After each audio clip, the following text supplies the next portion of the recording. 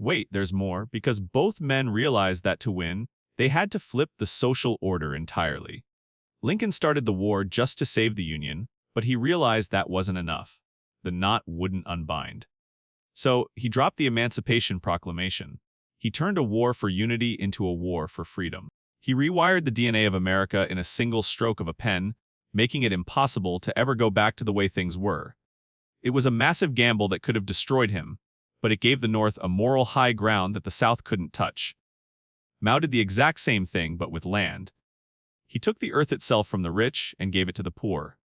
Seriously, he completely dismantled the class system that had existed for thousands of years. He knew that if you give a man a piece of land to call his own, he will fight to the death to keep the person who gave it to him in power. It was brutal, it was radical, and it changed China forever. Both leaders realized that for a nation to live, the old version of that nation had to die. They weren't just fixing a country, they were killing the old one to birth a new one. And then we get to the unknot, the moment where they had to decide what the future looked like. For Lincoln, it was the Gettysburg Address and his second inaugural speech. He spoke of malice toward none and charity for all. He wanted the South back, not destroyed. He wanted to heal the wounds even as they were still bleeding. His vision of the unknot was a gentle release, a way to bring the family back together at the same table. It was a vision of peace that he unfortunately never got to see fully realized. Mao's unknot was the opposite. He didn't believe in a final peace. He believed in a permanent revolution. He thought that if the fire ever went out, the country would slide back into the old, corrupt ways. He kept the nation in a state of constant struggle, from the Great Leap Forward to the Cultural Revolution. For Mao, the only way to keep the knot from retying was to keep pulling at the strings, no matter how much it hurt. It was a high-energy, high-stakes way of leading that kept China in a state of total transformation for decades. The result, two superpowers. Lincoln saved the Union and paved the way for the American century. Mao birthed the People's Republic and set the stage for China's rise as a global titan. Different paths, same massive weight. What? You think they're opposites? Look closer. They were both obsessed with the idea of a whole nation. They both sacrificed thousands, even millions of lives, at the altar of their vision. They both lived with the crushing psychological pressure of knowing that the fate of an entire civilization rested on their shoulders. Imagine the toll that takes on a person. Lincoln suffered from what they called melancholy deep, dark depressions where he couldn't even leave his bed. Mao lived in a world of constant paranoia and strategic maneuvering, never truly able to trust those around him. They were both lonely figures at the top of a mountain they had built themselves. And the result was a world reshaped in their images. When you walk through Washington, D.C. and see the Lincoln Memorial, or when you stand in Tiananmen Square and see Mao's portrait, you're looking at the ghosts of two men who refused to let their nations fail. They were the architects of unity, even if their tools were different. One used a scalpel and a handshake, the other used a hammer and a rifle. But both understood a fundamental truth about human behavior. People will follow a leader who gives them a purpose greater than themselves. So, what's the lesson for us today? This is where it gets practical. Whether you're leading a company, a family, or a country, the knot-unknot structure is always there. There will always be a moment where everything seems to be falling apart. Lincoln teaches us that empathy and including your rivals can be a superpower. Mao teaches us that true change starts from the bottom up, and that you can't ignore the masses if you want to build something that lasts. But perhaps the biggest lesson is the cost.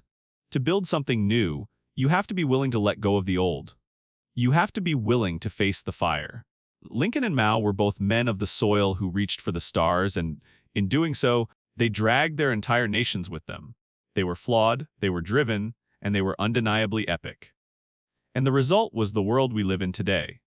Next time you see a headline about the US and China, remember the lawyer and the library assistant.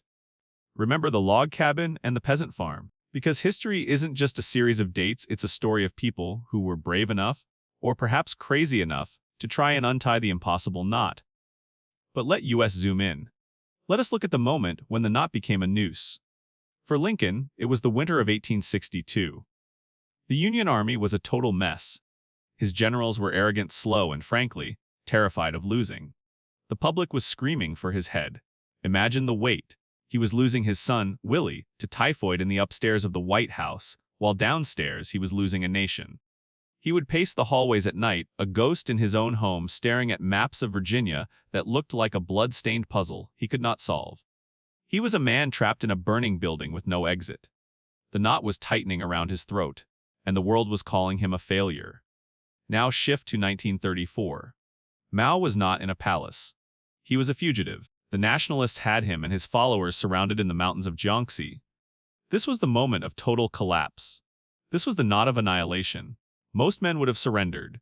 Most men would have vanished into history as a footnote of a failed rebellion. But Mao did something insane. He started the Long March, 6,000 miles. Think about that. Walking across the jagged spine of China through freezing mountains and deadly marshes while being hunted like an animal by airplanes and infantry. He lost 90% of his men. 90%. Imagine walking for a year and watching 9 out of every 10 friends die from hunger or cold. What is the lesson here? It is the persistence of the visionary. In your own life, there will be a moment where the knot feels like it is going to break you. Your business is failing. Your career is stalled. You feel surrounded. Lincoln and Mao both teach us that the middle of the crisis is where the legend is forged. Lincoln did not quit. He started looking for a general who would actually fight. He found Grant, a man who, like Lincoln, had been a failure for most of his life. Mao did not quit. He used the Long March as a giant propaganda tool to prove that the communists could survive anything. They both turned a retreat into a rebirth. Lincoln's face aged a decade in just 4 years. Deep lines carved into his skin like canyons. He was absorbing the trauma of millions into his own body. He was the human shock absorber for a country hitting a wall at 100 miles an hour. Mao was hardening in a different way. The quiet library assistant was being replaced by the iron-willed commander. He realized that to win, he had to be more ruthless than his enemies. He had to be the fire that consumed the old world. Think about the psychological toll. Lincoln would visit the hospitals and see the rows of young men with missing limbs, the smell of gangrene and wood smoke filling his lungs. He felt every single death. Mao was watching his comrades drop in the snow, knowing that every step forward was a step away from the life he once knew. They were both being rewired by the struggle. The knot was not just a political problem, it was a spiritual furnace. And this is where the unknotting gets dangerous. Because once you decide that the old world must die for the new one to live, there is no going back. Lincoln realized that the Union could not be patched up with a few compromises. It had to be refounded. Mao realized that China could not just be reformed. It had to be reinvented from the soil up. They were no longer just leaders. They were becoming the personification of their nation's survival. Every decision they made was a gamble with the lives of millions, and they both had the terrifying courage to keep doubling down. The stakes were no longer just about power, they were about the very existence of their people. And the pressure? The pressure was just beginning to peak. By 1864, the knot was no longer just tight. It was strangling the very air out of the room. Lincoln was staring at a map of a place called the Wilderness, a dense, suffocating forest in Virginia where the trees were so thick you could not see the man 10 feet in front of you. The fighting there was not grand. It was not heroic. It was a nightmare. The woods caught fire from the muzzle flashes and wounded men were burned alive in the brush. Lincoln sat in the telegraph office, waiting, his boots covered in the dust of a city that felt like a graveyard. He had finally found his butcher, Ulysses S. Grant. But the cost of that choice was a river of blood that never seemed to end. The public was screaming for peace. His own party was ready to dump him. This was the ultimate not a political and moral vacuum where every choice felt like a sin. While Lincoln was buried in telegrams, Mao was buried in the earth. Literally. In the remote, dusty hills of Yan'an, Mao and his followers lived in caves carved directly into the yellow silt of the Loess Plateau. Think about that. The future leader of 1 billion people living in a hole in the ground, wearing a padded blue jacket that was falling apart at the seams.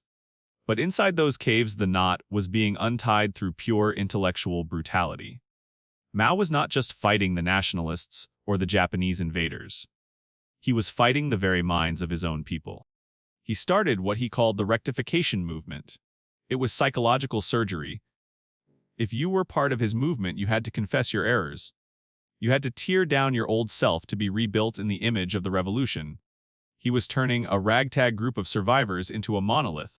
He realized that a physical army can be defeated, but an idea that has been hammered into the soul. That is unstoppable. And here is the pivot. The moment where both men realized that to win they had to go total. Lincoln reached a point where he stopped trying to manage the war. He let Sherman loose. The march to the sea. This was the unknotting by fire. Sherman didn't just fight soldiers, he destroyed the infrastructure of the South. He burned the crops. He twisted the railroad tracks until they looked like neckties around the trees. It was brutal. It was heartless. And Lincoln, the man of empathy, the man of charity, for all sanctioned it. Why? Because he knew that a soft war would only lead to a hard peace.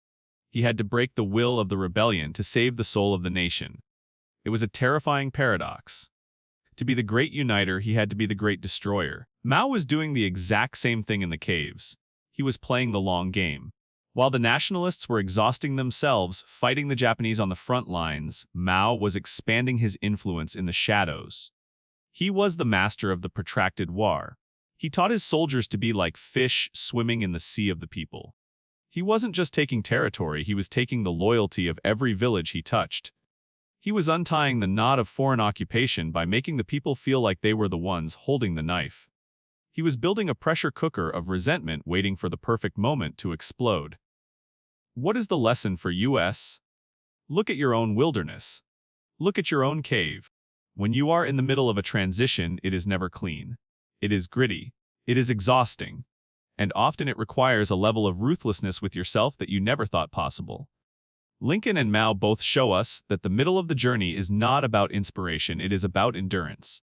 It is about the ability to stare at a burning forest or a dirt wall and see the architecture of a new world.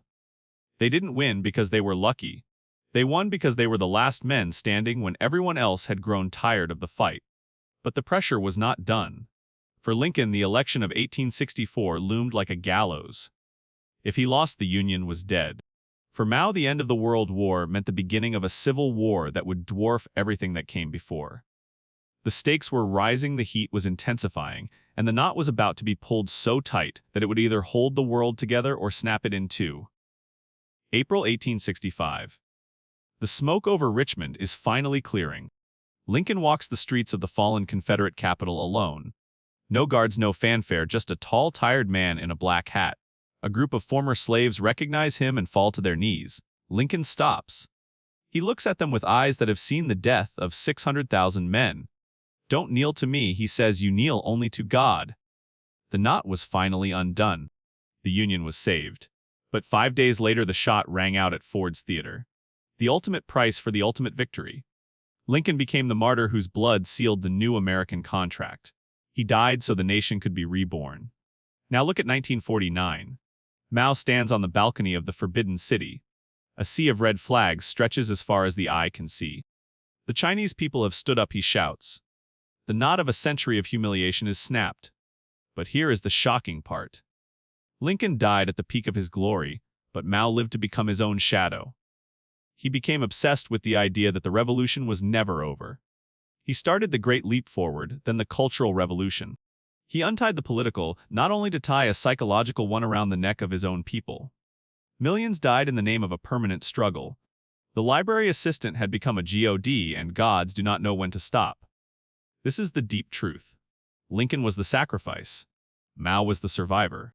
One gave his life to end the chaos, the other gave his life to keep the chaos alive. But look at the world they left behind. The United States is the wealthiest power in history because one man chose empathy over revenge. China is a global titan because one man chose strength over tradition. They both realized that you cannot build a new world without destroying the old one first. What about you? What is the knot in your life right now? Are you willing to be the martyr for your vision or the storm that never ends? Leadership is not a title, it is a burden. It is the weight of knowing that your choices will echo for 100 years. Lincoln and Mao were not just men, they were architects of the human spirit. They prove that the humble can rise, but the cost of rising is everything you have. The story of men rising is not over. It lives in every decision you make when the pressure is at its peak. It lives in the way you treat your rivals and the way you lead the forgotten. If this story moved you, if it challenged the way you see power, I want to hear from you. Tell me your story. Tell me about the knots you are trying to untie in your own world.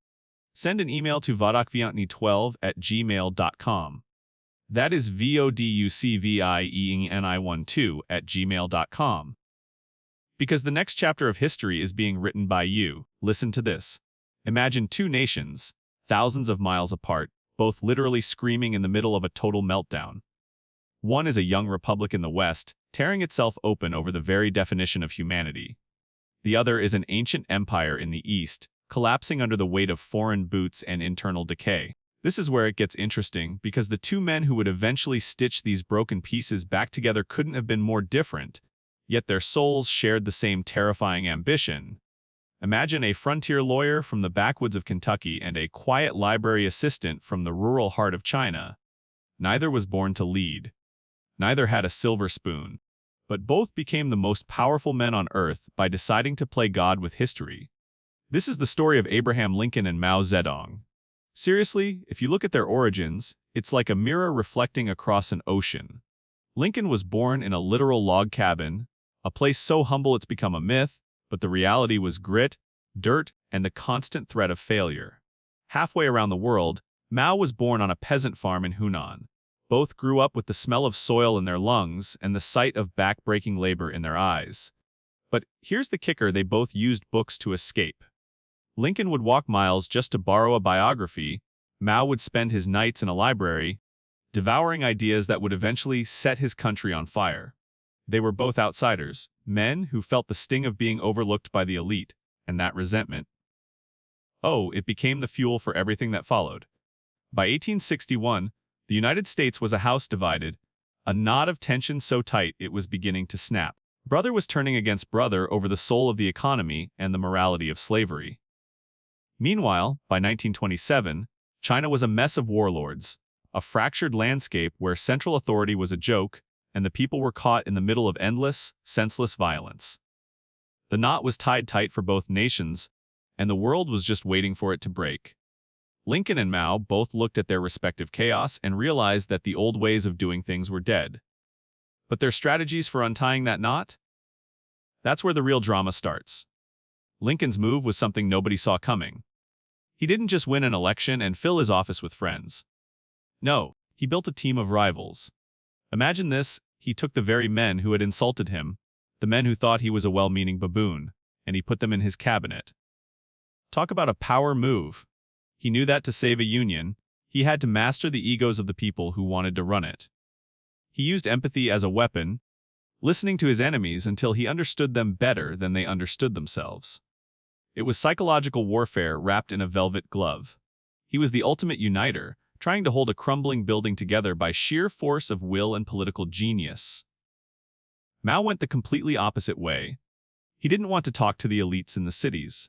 He didn't care about the high society politicians. He looked at the millions of peasants who had been ignored for centuries and realized they were a sleeping giant. He famously said that power grows from the barrel of a gun, and he wasn't kidding. He didn't wait for a consensus. He went to the mountains, he went to the farms, and he told the people that they were the masters of their own destiny. While Lincoln was trying to manage a cabinet of rivals, Mao was building an army of the forgotten. He understood the psychology of the underdog better than anyone in history. He turned the desperation of the poor into a tidal wave of revolution.